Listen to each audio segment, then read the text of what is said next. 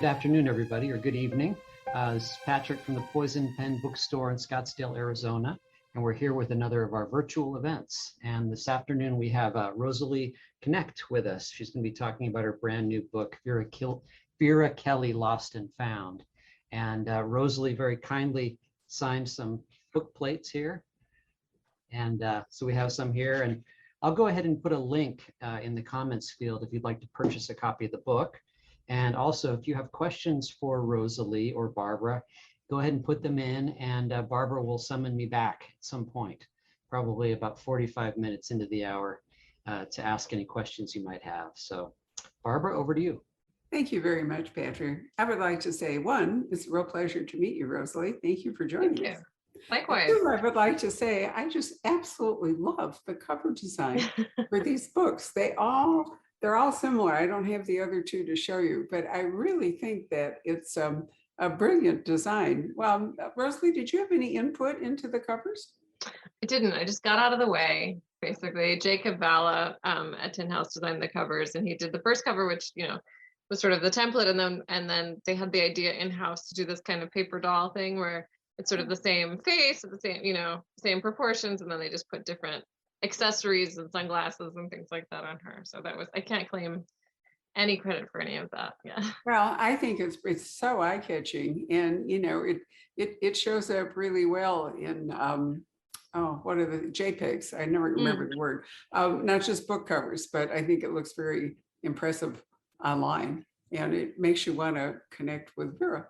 So this is in its way an historical series, and this is book 3 of 3 Vera Kellys. So I thought, since we haven't talked to Rosalie before, that it would be interesting to get some background on why she wrote them, because I think the first book starts in 1963. Am I right? Yeah. Well, it has like a timeline from 57 through 66. Yeah. Okay. Yeah. So I had studied Argentina in college, and I had been there, and I was kind of interested in Argentine history, and there was this coup that happened in 1966. It was kind of a more farce than tragedy. It was like, it was kind of obvious that it was coming. It happened very smoothly. Nobody was really hurt. And it was kind of this like little, like, okay, we have a new government now kind of thing. And the new president after the coup was sort of an odd character. He was a military guy, but he was also very puritanical, very Catholic, and he was interested in, he had these sort of morality codes that he enforced, this very kind of, he passed laws about how you had to keep the lights on in nightclubs, and your skirts couldn't be shorter than a certain length, and that kind of stuff. So it was an interesting period, I thought. And my interest was also coming from the other side. My grandfather, my maternal grandfather, worked for the CIA. He was a radio, he analyzed Soviet radio propaganda broadcasts. So he wasn't a spy. He was not in a clandestine capacity, but he worked for the CIA. And I was interested in him, but like on a couple of levels, because he died in 1961. So I had never met him. And even my mom really kind of barely remembers him. So he really feels like this figure from like a distant era, even though he's just my own grandfather. And I was kind of interested in the idea of like, what's it like to be a spy or working for the CIA on the actual everyday kind of bureaucratic level, just to sort of grind day to day. And that's kind of where I started.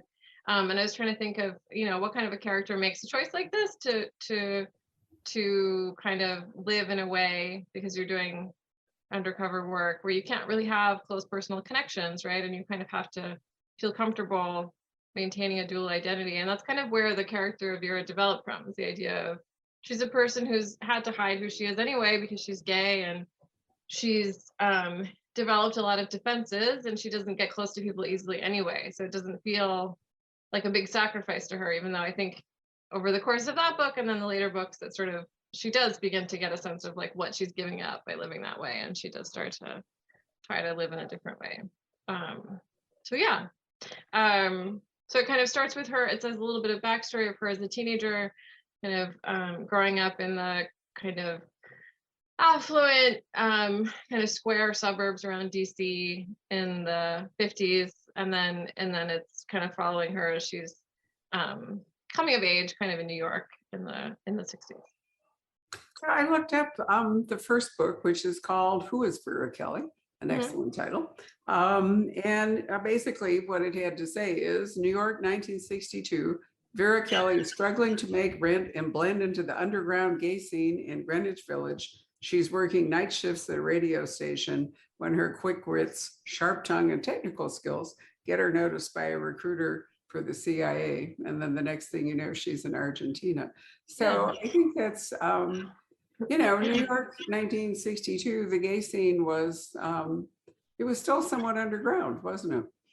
Yeah, it was very underground, and it was interesting doing research for this because, you know, of course, the Stonewall riots happened in 1969, and that was a confrontation between people who were out at a gay bar in the Village and the police one night. That kind of, instead of, you know, usually they would do these raids regularly, right? Like whenever they kind of wanted to cause a scene or beat some people up or extort money sometimes from bar owners, they would go do a raid. And usually they would kind of throw everybody out of the bar and everybody would just kind of melt into the night, and that would be the end of it. But on this particular occasion in 1969, and this is just mentioned in passing in the book, it's not featured, but the people just didn't go anywhere. They kind of stuck around. They kind of refused to be humiliated, and there was a confrontation with the police, and a lot of, you know, rocks were thrown, and it was kind of this galvanizing event for gay people in New York and kind of, you know, across the country. But so 1962 is 7 years before that. That's not happening, and so it's kind of, you know, for a long time at that point, there'd been kind of this, you know, it's a bit of a wink, wink, nudge, nudge. It's like, right, you're not allowed to be out at a gay bar. You're not allowed to be doing that stuff, right? You're not allowed to be serving a gay clientele, but the cops know who those bars are.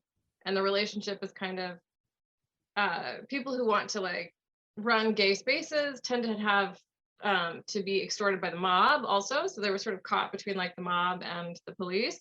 And the system kind of had a certain equilibrium to it, except when things would come along and upset it, you know, like the police commissioner is running for re-election and suddenly they're raiding all the bars, that kind of thing.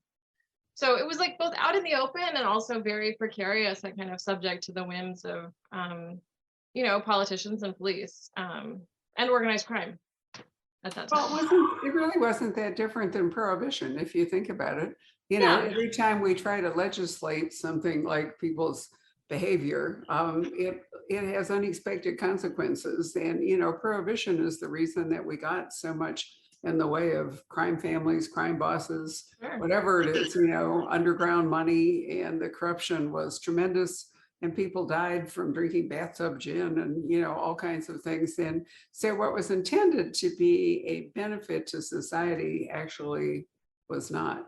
And, you know, I think the same thing is true in regard to what Rosalie's just talked about. And not to be political, but I think we're going to see that happening around abortion. That, you know, I can remember when, because I'm a child of I was born in 1940, so I can remember during my teenage years and so forth, you know, abortions were illegal. There wasn't really contraception. And so having sex was an extremely dangerous proposition for a woman, for a girl.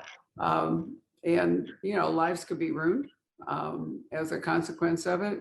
So I'm finding it really disturbing that we're going back to that. But on a lighter note, I have to tell you a great story about Buenos Aires, because my husband and I embarked in January of 2002. So it was after 9/11, and there was a lot of security going on, but we were sailing around. We're going to Antarctica, but we're sailing down South America, down the coast of South America. And so one of our stops is going to be Buenos Aires. And so, you know, we've had a good time in Brazil, and we started in Rio, actually. So that was really fun, Copacabana. And then we were in Montevideo. And then as we're approaching Buenos Aires on the day we're getting off, the captain comes on the ship, horn, and he says, well, we're not going to be able to make our stop in Buenos Aires. And, you know, he said, they're having a coup, they're having a war. And it's not safe for us to stop and let all of you go ashore. So, much unhappiness and grumbling because, people were all excited. I mean, we were going to see, the tango, and we were going to do all this great stuff. And so, about 45 minutes went by and the captain reappears and he said, we've done a deal. He said, they're going to stop the war for the day so that you can, I'm serious. We're going to stop the war for the day because we have all these tours arranged for you to go to the Pink Palace and, to go to see the tango show. And I mean, in fact, there was a whole evening thing about the tango show that we were all going to. And he didn't say this, but clearly it's so much money, from a ship with maybe, I think it was about 900 people or something on board. The Argentinians thought, well, we'll just take a break from the hostilities. We'll promise not to shoot anybody. It'll all be fine. Wow. And you can come ashore. And indeed, they did have, a kind of security presence around, because there's a big square in Argentina with the presidential palace and the cathedral and all that stuff. So anyway, they had it all done. So we all spent the day, and about 10 o'clock, we get back on the ship, and as we're sailing away, we could hear gunfire starting up again in the background. And I thought, it was just so wonderful. Wow. I've been back since to Buenos Aires, but nothing has ever made that original impression on me quite as much as that occasion. So, I found your scenario in who is Vera Kelly entirely believable. That was great. So then you went on to write a second book for Vera, in which, sorry, I've lost my place again. It's called, where is it? Vera Kelly is Not a Mystery. There it is. Do you have copies of these you can show us? Because I don't. I don't have them in this room. I did not think to bring them in here. It's my study, obviously, that I'm in, my private library. Well, they basically are a variation on the cover. It really cool. But now Vera apparently has lost her job and is reluctantly gone. And she's also busted up with her girlfriend, both happening on the same day, which is pretty hard. And she's gone into business as a private detective, heartbroken and cash strapped. She takes a case that dredges up dark memories and attracts dangerous characters from across the Cold War landscape. So that's really kind of interesting. What's the dark case that she takes up? She's trying to find a missing kid, and the kid is to not give too much away, but the kid is missing because he's been taken into foster care and she can't find him. And the kid is actually the child of Dominican exiles, and it's, and etc. And this was happening. So, and this one is set in 68. So this is 3 years after the United States invaded the Dominican Republic. So it's like a little bit about the aftermath of that and how chaotic that was. And that very complex relationship between the United States and the Dominican Republic. Very true. There was a very nice quote attached to this. I did a little research. This winning literary page turner gives a strong sense of a smart, queer, and complex person navigating an unfriendly world. I thought that was a very thoughtful comment for somebody to make. How in general have reviewers received your work, Rosalie? Mostly positively. I think there's also and this one has gotten some good coverage too, so it's been exciting to see for sure. I think there's been a lot of really generous readers and a lot of people who've been generous with their time and have supported the books. I've been very grateful for sure. Well, your second book was actually won the Sue Grafton Memorial Award, right? And was a finalist for a Lambda Literary Award. The Lambda Literary Awards are they are awarded in June, so they sync with Gay Pride Month. Although, honestly, I can't remember, Rosalie, looking back, if that was always true. Do you remember? I mean, I've been following them for forever, but I'm not entirely sure they were always in June. I'm not sure either. Last year was the only one that I had, attended, all this virtually. So I can't be sure. I'm not sure if they were. I don't know how long June has been sort of the designated Pride Month, although now that I'm saying that, I think it may be because the Stonewall riots happened in June, but don't quote me on that. That was the rationale that I have seen, but as I say, I'm not at all clear. Seems to have some dim memory that they used to take place earlier in the spring, but I don't know. I've always been an admirer of Michael Nava, who was a mainstream gay writer for a long time. I mean, just extraordinary work, I think. And he was always up for Lambda Awards. And there's an author from Minneapolis, Ellen something, I'm having a momentary blank here, who's probably written at least 30 or 35 books about a lesbian detective in the Twin Cities. And she's won all kinds of awards. But the Lambda Awards are not crime, just crime. I mean, there's a whole ton of categories, right? Yeah. It's Ellen Hart. Thank you, Patrick. Right, Ellen Hart, who's I think she might even be an MWA Grandmaster now that I think about it. But anyway, the Lambda Awards are awarded for all kinds of categories. So, it's a really neat deal. So wonderful for you that that your book received that much recognition from two very different award tiers.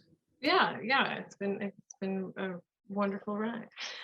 So before we talk about Vera Kelly, Lost and Found, you've written some other works. So, not just crime. What or not only crime, I shouldn't say just. What is your other literary output been? Well, my first book was called Relief Map, which is kind of a coming of age story, which came out in 2016. And then I also had a translation of an Argentine writer whose name is Cesar Ira, who's gotten some more attention. My translation of him came out in 2011, and he's gotten some more attention since then. There's some really great translations out there of his work. He's written 1 million books. Like Chris Andrews has translated a couple of them, I think, at this point. He's really great. And some other people have put out books of his. New Directions puts out his books in the US. So that's the other piece that I got to do, which was great. So what attracted you to the mystery novel or the crime novel? Because I think that's a more embracing term. I honestly did not expect to be taken seriously as I kind of think it was just noir. I did not expect to be taken seriously as a noir writer. I sort of was like, I'm going to sort of write something that sounds and feels like noir, which is silly, of course. I can't actually write a noir. And it was just surprising that if you just are like, here's a noir novel, people say, okay, like it's a noir novel. I'm not sure what I was expecting. So I didn't exactly set out to do that. I sort of was like, I'd like to write about, my mom grew up in Chevy Chase, Maryland. Her dad worked for the CIA. Her mother was a journalist. So and this was, my grandmother was born in 1922. So she had this like very sort of serious career as a journalist and an editor through the 50s and 60s, which is pretty unusual for a woman at the time. And I was kind of intrigued by both of them, and by that milieu, just like the buttoned up inner ring DC suburbs, right, which are very much entwined with the government, obviously, people who work for the federal government at that time. So I kind of started there with just sort of the idea of the character, this kind of like wayward teen, which, I don't want to be speaking out of school, but my mom was a bit of a wayward teen, and I was kind of intrigued by that whole scenario. You should be proud of her. Come on. Actually, you know what? That's the food or the fodder for crime fiction, is that you want wayward people. You should be rejoicing that your mom was a wayward teen, for heaven's sake. I think she's watching, so I don't want to, I don't want to. Sorry, Mom. Okay. But she had gotten in trouble. She had some wild teen years, and although she is like sort of a half generation removed from Vera Kelly, but I was just interested in the idea of this character, someone who's sort of like not able to fit in and is not able to kind of connect with the ethos of where she is, and has the poles of these sort of two lives going on. And so it sort of, the idea, since I was thinking about the CIA and I was thinking about spies, and it was the 50s, it's sort of like, it seemed like natural to write about that kind of noir style. We do like that. So when Patrick, when I summoned Patrick back up after we've talked about your book some, he's our noir specialist at the Poison Pen, and we've had many discussions about what is actually noir, what's noir versus hard boiled. Does noir always have a downward spiral, so that can you have a happy noir? That's a good question. That's a very good question. I think he's probably more qualified to answer that than I am. It's sort of a cozy noir at the end of the day. I think it's like ended up being a cozy noir. It's usually a downward spiral, but you two can talk about it. But why don't you tell us what Vera Kelly Lost and Found is about, and then we'll summon up Patrick to have a larger discussion. For sure. So in Vera Kelly Lost and Found, she sort of started to figure out her personal life, and as the book opens, she's in her home with her girlfriend, and things are happy and calm, and of course something must intrude. So what happens is that her girlfriend Max hears from her estranged family, which is a very wealthy family in California, in Los Angeles. She gets a letter from her sister saying that her parents have divorced, and that it's their father's already planning to remarry someone much younger, and it's chaotic. And so she flies back home to kind of see what's happening, and Vera goes with her. And shortly after they get there and have kind of a confrontation with Max's estranged father, Max disappears. That's the setup. So it's 1971 at this point now. We've moved forward some, right? Mm-hmm, mm-hmm. Okay. So basically it's a missing person case in a way, except that we're pretty sure that we know where she went missing, as opposed to a more random missing person case when somebody disappears from a park or something and you have absolutely no clue where they are. But of course, in 1971, we don't have any, Google or GPS coordinates or cell phones or any of that stuff. Is that one reason that you were drawn to writing historical, was that you didn't have to deal with all the modern technology? I think it definitely has been helpful. It's like helpful, I think, for plot to have that there. I originally was interested, I think, in this time period because I was interested in the Cold War, so kind of flowed from there. But yeah, somebody was just pointing out, I did an in-person event last night, and Jane Peck, who was having the chat with, was saying, yeah, I was realizing at one point that if she was able to just Google the name of this hospital, then like there'd be no story. And I was like, yeah, it's true. Well, it is true. And, in order to successfully kidnap somebody, I mean, you'd have to take them off the grid, you'd have to get their phone and whatever. There's a lot to consider. It's much more complex to write some old-fashioned plots. I mean, for example, the Lost Heir plot has been totally destroyed by DNA and genetic testing. It's not possible for Dickens to write Bleak House today. I mean, it just can't happen. So, literary forms have had to adapt as technology has changed the landscape. So you get to avoid all that by, Sue Grafton, whose award you won, made a decision to keep her series in the 1980s.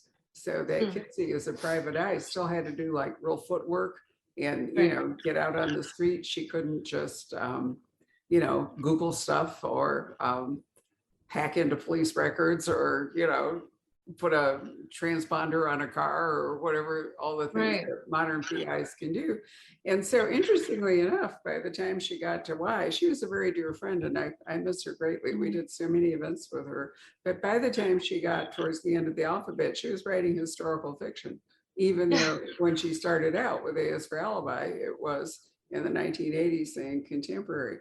So authors have had to make some real choices, but because you started back so early, even though you've moved forward, you haven't moved forward into a modern age. So there they are in California. And Max's family is pretty dysfunctional. Yeah, I sort of was modeling them on the kind of like big money California sinister family, Raymond Chandler kind of trope, and two, the Hearsts a little bit. It was because I had visited the Hearst Castle and I was kind of intrigued by the whole history. So so it starts from there, and it's a pretty straightforward disappearance, and then we get to see Vera kind of working through her issues on the road. I thought you did the Hearst Castle pretty well. I remember going to it on my first honeymoon in 1962. When, I might add, you could just drive up to the door and stroll in. Tourism wasn't all that big a thing then, and it was a lot easier to have access to iconic places before there were so many people trying to batter their way in.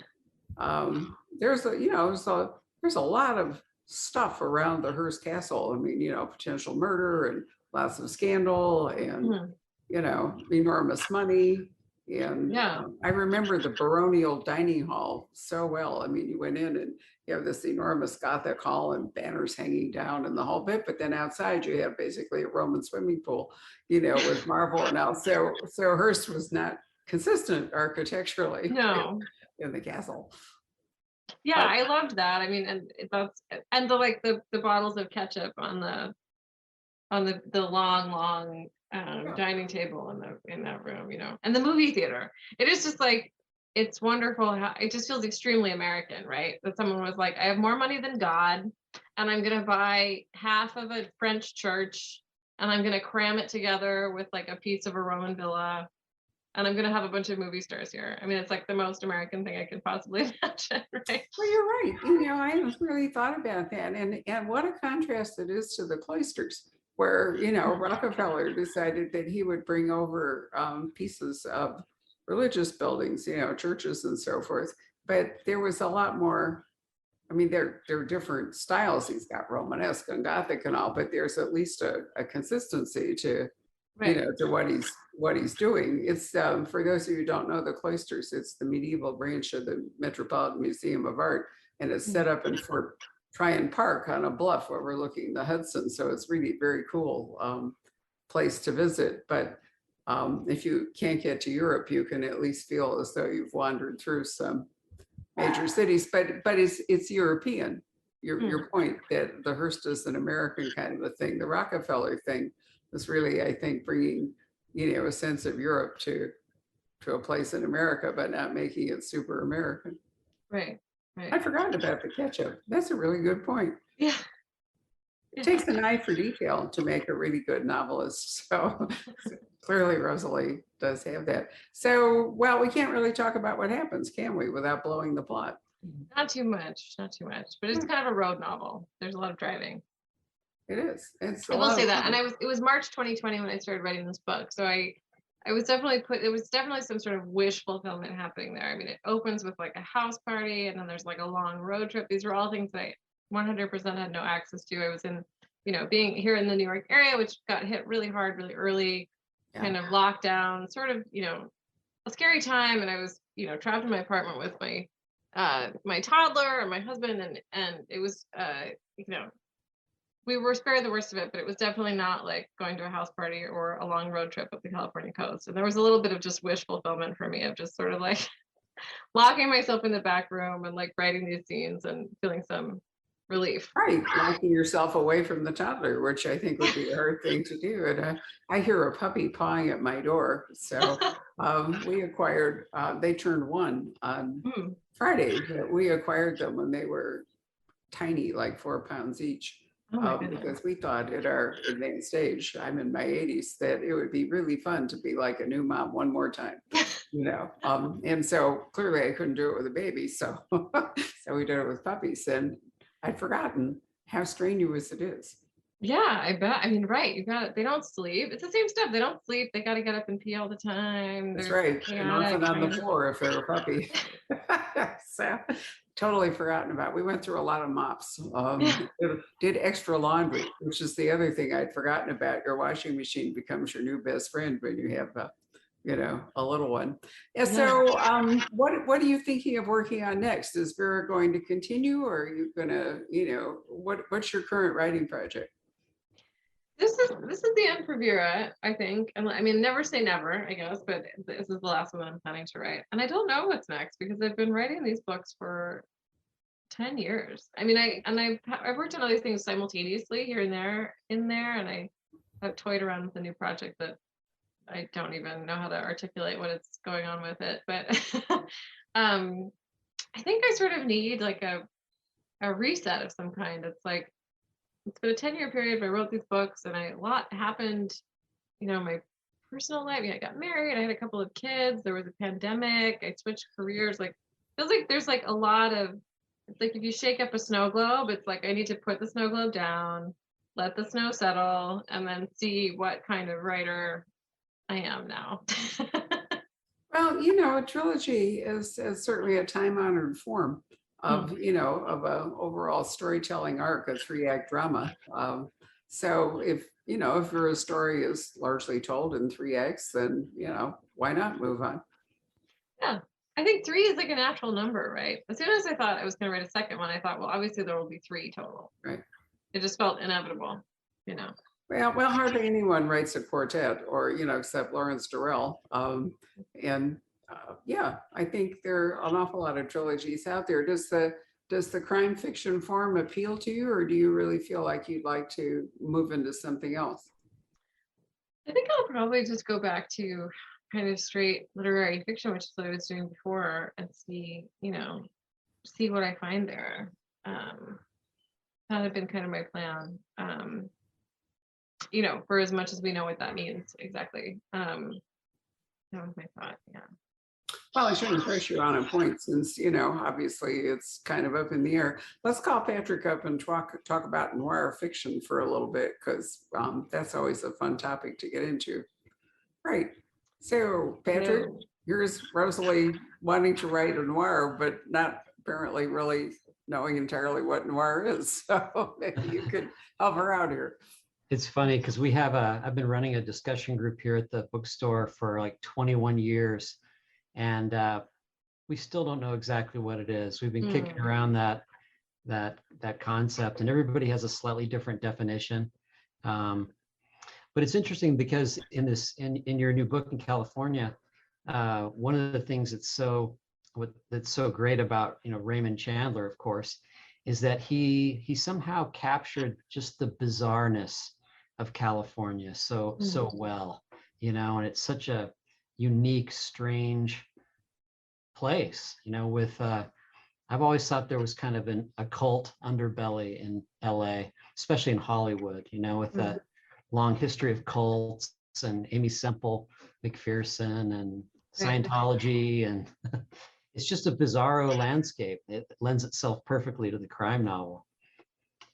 Yeah, I love that kind of. I mean, I got to write, parts of the series in New York, which I feel like these are sort of the 2 styles, right, of or 2 kind of dominant schools, which has like a very different feeling from that kind of the sort of sinister sunshine kind of feeling of LA noir. Yeah, and the Amy Semple McPherson, it sort of plays a role in this book, and I had read the great book, if Going Clear, the nonfiction about Scientology, about L. Ron Hubbard, which I really recommend to everyone. I think I've read it like 3 or 4 times. Like truth truly is stranger than fiction, and like as a portrait of kind of mid-century LA. I mean, I guess starting in the 40s, I think, like right after the war, through the 50s, it's like really incredible. Like it's sort of as just like a snapshot of that time. And some of the like just the strains of like celebrity and cult behavior, and just the ways that people kind of seem to lose their minds with just a little bit of pressure in a certain direction.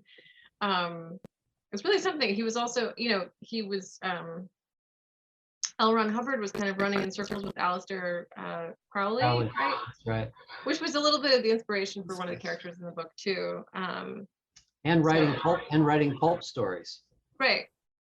Which is really interesting. All these different things kind of, threading together, and of course Hollywood was thick with Germans, before the war. All those the filmmakers, and you think of Fritz Lang and all these interesting characters that are sort of, imagine being at a Hollywood cocktail party in the 30s in California, and who you might meet. Elroy writes about that really well. He manages to capture a lot of the strange currents that are coming together. But there are a huge number of people who were in California to, self-invention or reinvention. I mean, we didn't start out with a big native population. It was people who came, I mean, the movie industry came there from New Jersey. Edison was such a pain in the ass in New Jersey and so monopolistic. And, people went to California, partly also because the climate meant they could make movies without sound stages. Sound stages didn't come along until there was sound. So, you had all these invented lives, invented stories. People, you know, making themselves over. So I think Extra interesting too to think about, Rosalie, Hollywood in California in 71. You know, here you are 50 years into really the motion picture industry. You know, it started out in the late teens and 20s, right?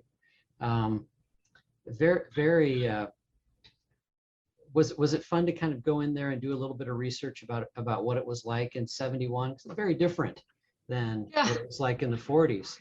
You know, you think Yes, of, and you know what I actually, where I went to do that hardcore historical research was that I listened to Angelica Houston's memoir on audiobook, because also I was again wrangling a toddler. So I was like listening with this, like, she has this wonderful voice, you know, and I was listening to her like describe going to parties with Jack Nicholson and stuff like that.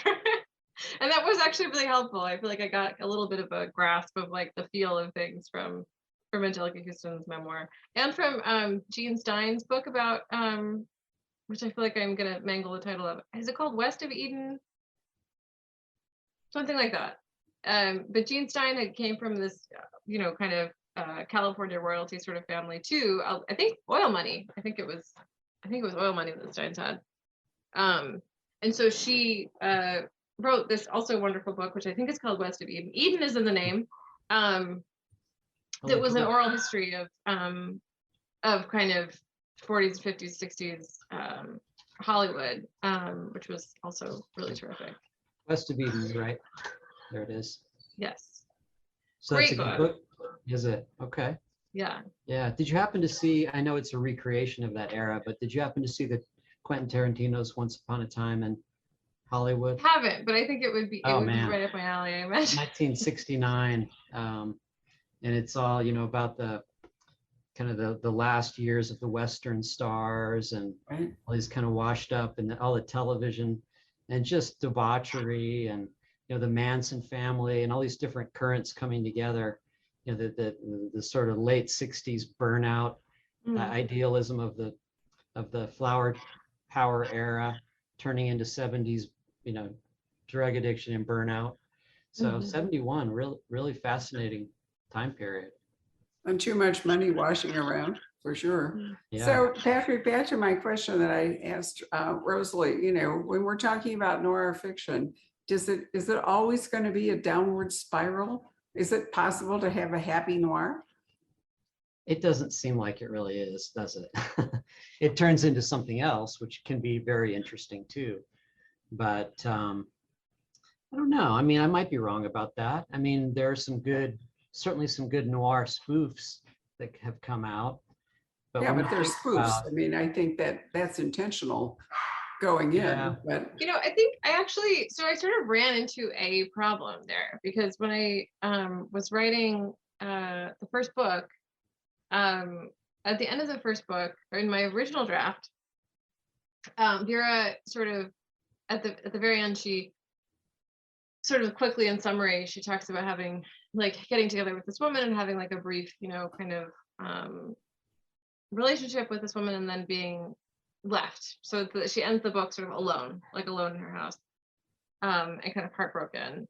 And a friend in my writing group said, "You can't give me another sad, heartbroken lesbian who ends up alone." She was like, "There is a history of this thing of like representing queer characters, but only if they get punished, if they end up alone or dead or, you know, left for somebody else." And she was like, "I just don't want you to end with her that way." And I felt like, but that's tricky, because this is kind of a noir and you're not supposed to end up like happily partnered at this noir.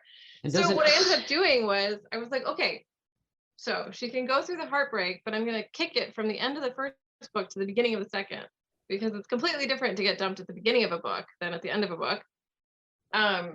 So that's what I did. And it actually, it was sort of an interesting moment where like two currents in literature like created problems for each other, where sort of the classic like lonely dysfunctional alcoholic protagonist, you know, who's got a string of divorces or whatever, kind of collided with this, like, the sense I think that a lot of readers have, that like, if you're going to give me a queer character, I don't want to see them punished, and I don't want to see them alone, I don't want to see them be a romantic failure. But then a lot of people can relate to the romantic failure. Well, that's really true. So I put it Yeah. in there anyway. I just moved it around, so that it could be resolved. So I was going to ask you, it's funny what we brought up Patricia Highsmith with another author recently, but she's one of my all-time favorites. Very slippery, interesting character. Did you happen to, are you familiar with her books? There was a great memoir she wrote, or this lady named Mary Jane Meeker wrote about a year in New York with Patricia Highsmith. Great portrait of the city. It was a little bit before this time, but it might have been more for your earlier two books about the art scene and, the realities of, lesbian relationship in New York and all that kind of stuff. that sounds amazing. Actually, I wish. Yeah, Mary Jane Meeker is her name. She wrote as Vin Packer, wrote, lesbian kind of crime stuff for Gold Medal. No, that was Vin Packer. Vin Packer, yeah, Mary Jane Meeker. Oh. She was in a relationship with Highsmith very briefly during that time period. There were a lot of very brief relationships with Highsmith. So. She's like a real piece of work. Total piece of work, yeah. Yeah. It really was, yeah. But I don't know whether in today's context she could have had a happier life or not. I don't know whether the possibility of being out, of possibility of being married. We had an event last night where the husband of the male author, came to the event and nobody thought anything except that was really nice. And, that would have been possible at the time you were writing. So I don't know whether, some of those characters today would be written differently. Yeah. I mean, it is, that's sort of that's kind of the thing hanging over a lot of it, is a sense of like, how could things have been different? That's a tricky question because I imagine you, having that, not letting a modern mindset or a modern sensibility creep into these period pieces.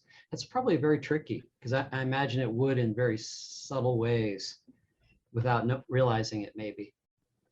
Yeah, there were, I think, some moments where, actually, there was a really great example of this, and I have to again give credit to my friend in my writing group who's gay and who also, grew up in LA in the 70s and 80s and had like a little bit of, just perspective to share with me on a lot of the stuff. In an earlier draft of the third book, I had Max and Vera exchange rings, and just privately. I had to do that. And my friend said, I've been thinking about this and it does not feel right to me. She said, the reason is that I think that a woman at that time who was gay would not want to be wearing a wedding band out in public because she would constantly be assumed to be straight because there was no context really for like an actual, same-sex marriage with rings and the whole thing. I mean, not that no one ever did that, right? Of course, people have always done that in different ways, but like, it would be something that she would anticipate would make people sort of constantly refer to her as Mrs. and this whole thing. And that would it would clash for her with her sense of herself. And I thought that was a really great example of something that, because like, most of my adult life has happened in a world where same-sex marriage was legal in a lot of states and then nationwide. To me, like sort of the sense of there being like just sort of an alienness about the whole idea of wearing a ring and referring to yourself that way. It wasn't immediately obvious to me. When she explained it, I was like, yeah, of course, that makes sense. So I changed it, I took it out. But yeah, I think that was sort of the kind of, just like a wrong note, you know what I mean? Like looking backwards, like it would have sounded a false note. And I had to kind of not just do some research, but also make sure that I was like talking to people who knew more about it than I did, so that I could avoid sounding those false notes. Were there any, sort of other models just for the series in general? Not directly, but just sources of inspiration among your peers? I mean, there's some great writers, like I think of Amy Stewart, who's doing that Miss Pop series. Of course, Sarah Gran, who's incredible. Any other inspirations? Yeah, I mean, I love them both. They're both terrific writers, and I think I also just even when I was younger was sort of there was like a moment in time I feel like in kind of the early aughts when there was like a lot of experimentation happening with genre tropes, like Michael Chabon was like writing, The Amazing Adventures of Cavalier and Clay, and Jonathan Lethem was right. You know, it was like this thing of like sort of playing around with these like pulpy concepts and tropes and all that stuff. So that was also sort of in the back of my mind, just that moment of experimentation and play with that kind of stuff. Although I don't think my book did not end up being sort of in that vein, really. But I think that's what made it feel accessible, and like those things were kind of interesting to remix and play around with. In this current era where there is such a pressure for an author to be authentic, you know, that for you as a mom and married woman to be writing about a gay character gets increasingly difficult. I was really disturbed, although fascinated, to read an article from the UK, and I think the Bookseller yesterday, about sensitivity readers who've been hired by publishers. This is more in YA, but young adult fiction, but could be more broadly spoken. And their object is to read books and make sure that underrepresented voices or inauthentic experiences are weeded out, so to speak. So, you know, it's hard if you're not a person of color to write about a character who is at the moment. And it's probably difficult for, a person to write gay fiction if you're not. And I'm appalled by this because I think fiction is fiction and that people should be able to use their imagination to write whatever they want. But it's a tricky era all of a sudden at the moment. And it's interesting to me that society is freer in some ways than publishing, because, you know, you like to think that ideas are the freest thing of all, but, you know, and it's really not. I mean, I think it's fear. I think it's fear of Twitter mobs. I think it's fear of, you know, this rise in book banning and cancellations and so forth are making people very cautious. But I sort of feel like we dropped back to Savonarola, Florence, or, you know, maybe we're in Munich before the putsch, and, you know, there's the famous book burning night or something. It's a very strange time. Yeah, I mean, I think that sensitivity readers, it's interesting because I feel like I have thought about that a lot, and I have worried about it, to be honest. Just like I've worried, like if I'm going to represent an experience that I don't have a personal claim to, I feel like just the responsibility to like do it accurately and respectfully is just a lot higher. And I think, you know, for me, that had to do with just like trying to do my research as best as I could, and also just like talking to friends, you know, who had more experience than I did, and getting like beta readers in that way. And like even that process where my friend was like, this doesn't really feel right, you know, like it just sort of, not that it's offensive, it just feels off. It just feels like sort of a misreading, and being able to like have that feedback was super, super helpful.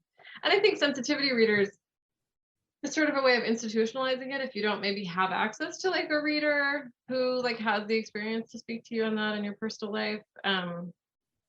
Sort of an effort to just like avoid misrepresenting people who have to fight for representation anyway. But yeah, I think there's always, you know, there is certainly this potential with Twitter, a lot of platforms, for stuff to be taken out of context and also read in the worst possible faith. And I think that can be really frustrating.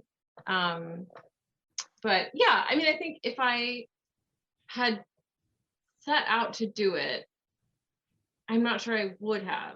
It sort of developed in the process of writing the book. And I think I probably wouldn't have sat down and thought, I'm going to write about a gay character, you know? But she sort of like became gay through many drafts, and I went with it. But yeah, it is like, I do think people's expectations and people's sense of responsibility has shifted pretty rapidly. Well, I think about, for example, The Curious Incident of the Dog in the Nighttime is a really terrific book. I'm trying to remember who wrote it, but a marvelous book. And, you know, it's about a neurodivergent child. And so, you know, are we going to argue today that if you're not a neurodivergent child, you couldn't have written a book about a neurodivergent child called The Curious Incident of the Dog in the Nighttime? I mean, what lengths are we taking this to? I find it, as I say, really, really disturbing. And it creates a unique problem for fiction, I think, which is really interesting, right? Like it's because yeah, it sort of does always raise the question of like, you know, when you're talking about identity categories, it can feel fairly straightforward. But when you're getting more broadly into the question as just sort of representing experiences that you haven't had, you know, it becomes really kind of a complex literary conversation, I feel like. It seems like the book should be judged on its own merits. You know, if it's not a convincing book, then so be it. You know, let it fail on those merits, you know, Yeah. or lack thereof. I agree. There is this new almost conservative rigidity creeping into, you know, but despite people's best intentions, it's kind of, in some ways, I think it's backfiring, you know, and it's putting a stranglehold on creativity in some ways, you know. Well, I think social media, you know, while it has helped call attention to books and sell books and so forth, I think also has become a real instrument of censorship, because people pile in. And we had an experience with another author was determined to cancel. I won't even go into it. And I remember my husband saying to me, you know, that most of the people that are piling onto this don't have any idea who's involved. They just want to be part of a cause, or they want to, you know, touch being famous, or they just want to be part of a mob. And I think that's one of the dangers too, is that there's not necessarily any careful consideration in the people who decide to leap in and try to cancel things. So I think it's a very dangerous time that, you know, that we're looking at for literature. And I hope it isn't going to be stifled so that, you know, we won't get Winnie the Pooh or, you know, The Wind in the Willows. Did you have to actually be, you know, badger living under whatever it is to write the book? I mean, how far do we want to take this? It's tough. And I think there's also, you know, at the same time, there's like an actual effort to ban books from school curriculums for having LGBTQ content, or for having, you know, content about, you know, accurate content about American history with slavery and things like that. So there's sort of this, you know, there's this like actual effort to, like, you know, literally taking books out of libraries on that side too, which is interesting. I mean, there's like a weird tension built into it, where often the kind of the voices who are trying to take stuff out of school curriculums are also, you know, very critical of Twitter, as if they have the same level of power, which of course they don't. I'm not going to defend Twitter. Twitter is a cesspool that I've recently attempted to get myself unaddicted to. But yeah, it is a very weird moment, right? There's this broad sense that censorship is happening, but people have really polarized concepts of who is censoring what and what we mean by censorship, right? From, like, on the one side, what is basically social pressure on the internet, versus like these sort of whipped up mobs of organized parents who are yelling about trying to teach children about segregation. It's like, it's a really wild moment right now, I feel like. I think so too. I'm, you know, we have to navigate it as a bookstore. You have to navigate it as an author, and, you know, I think it's a testing time for all of us. I'm a child of the 50s. I mean, I was a teenager, junior high school and teenager in the 50s during the McCarthy era, and I can only too clearly remember what the blacklist was like and the kind of pressures that created. And I feel like we're back there again. And, I love it when this shit know, backfires, though, like with the Mouse books, you know, try to ban those and they become instant bestsellers, which I think is wonderful. Yeah, I think it does. Rosalie and I were talking earlier about, you know, Prohibition actually, you know, created many evils that it was never intended to do. And I think anytime you get a repression or an attempt to, you know, to modify people's behavior, strange things happen that you're not prepared for. But we digress from the literary here. So Patrick, are there any questions that people might have introduced before we sign off? Yeah, let's see here. Just a question about your publisher, Tin House, you know, wonderful literary small press. They do all kinds of interesting work. How's it been being published by Tin House? They are the best. They're just the greatest. It's, you know, I think often it feels like the brass ring is like a big five publisher, but I feel like there's always the potential to get kind of like lost in the shuffle or forgotten. And I did, like, don't tell them I said that, but I, you know, I feel like I hear so many stories of kind of authors who get acquired and then kind of left behind. And Tin House is just like, they're so committed to every single title on their list. It's been just really, It's really very wonderful. personal. Having a smaller house like that, you get much more attention, and they tend to let you do what you want to do more easily. Right. So no, it's a very prestigious house. I meant to point that out. And clearly they have terrific graphic artists, because otherwise they wouldn't have this amazing cover. Right. I love it. He just left, actually, sadly, but he's still going to have to do the third book, which I'm on to exciting him. So Patrick, anything else? Let's see. Have you had any nibbles from Hollywood or TV land yet for the series? I did. I had some with the first book. That was it was optioned, and of course, an option means that they have the option to make something if they want, and that's, they option a lot more stuff than they make. But I was happy to get that check, and nothing ever came of it. But I considered it a success, and they even renewed it, so I got paid twice. So by a subsidiary of a subsidiary of the Disney Corporation. So anytime you can get a little money out of the mouse's pocket. Yeah. How about foreign sales? Anything? The French seems like they would love it. Anybody? I know there's a Korean translation. Really? There's a UK edition and there's a Korean translation out there, which I have a bunch of copies of, which was like really thrilling. There's like a sort of a small feminist press in Korea that did a translation. Is there a Koreatown in your area? Have you thought about leaving them like anonymous copies and good question. Korean restaurants would be kind not sure what to do with them. I live in Jersey City and I actually don't think we have a Koreatown. Make a trek into the city with a bag of books. Yeah. What about, we were asking about names. Names are very important. Was Vera Kelly always Vera Kelly? And I mean, the Vera is such a classic, you think of that from the, golden age of Hollywood. Where did the name come from, and the names in general in the book? Vera, like the first time around, her name was, and it just like kind of popped into my head all together. It was Vera Torrance King. I don't know why. I'm not sure where that traces to, but that was the name that came to me. And then I changed it at some point to Vera Kelly. It seemed simpler. And my publisher liked the name. That's why they titled the books. They did not title them.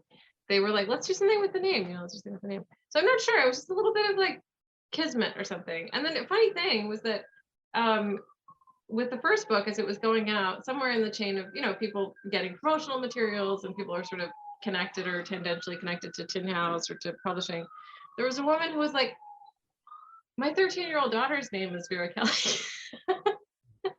So we sent her a poster. But there is at least one real Vera Kelly out there, probably more. That's cool. Yeah. No other real questions have come in. So in that case, let us thank Rosalie for spending an hour with us, and let me remind you that not only do we have copies of Vera Kelly Lost and Found, but we have book plates, and if you want to read the whole series, you can do that too. And we still have book plates, so it'll all work out. But anyway, it's a great trilogy. And I think a lot of, I could recommend that you read the entire thing rather than just a single book. But thank you very much, Rosalie. Thank you so much for your time. And also for writing these wonderful books. And good night. Thank you. Bye, everybody. Hello.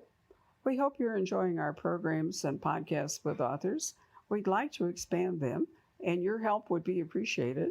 Please make a donation at poisonedpenfoundation.org. 100% of the proceeds will go to help connect authors with readers in this difficult time. Thank you.